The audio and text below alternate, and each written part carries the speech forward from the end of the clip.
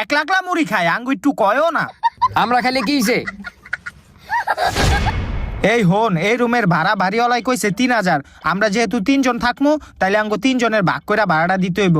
আমরা দিমু 2000, তুই দিবি 1000 টাকা। আমি ভূত মানুষ, আমি টাকা পয়সা দিতে পারুম না। তুই টাকা দিবি না মানে? হ দিমু দিমু। এই হইছে ছাড় দিব টাকা। ভাড়ার বিষয়টা গেল। আর হন, এই যে এই খাটটা, এই খাটের উপর 2 জন ঘুমাইতে পারবো। তো আমরা 2 জন খাটে ঘুমামু আর তুই নিচে ঘুমাইবি। আমি হইলাম ভূত, আমার একটা সম্মান আছে না, আমি নিচে ঘুমাইতে পারুম না। তুই নিচে ঘুমাইবি না। ওই ওরে ধর, ওরা এখনই ঘরেতে বাইর করে দিমু। না ঘুমামু। ঠিক আছে, মনে থাকে যেন। এখন তুই নিচে যা, আমরা এখন খাটের ভিতর ঘুমামু। যা ঘুমা।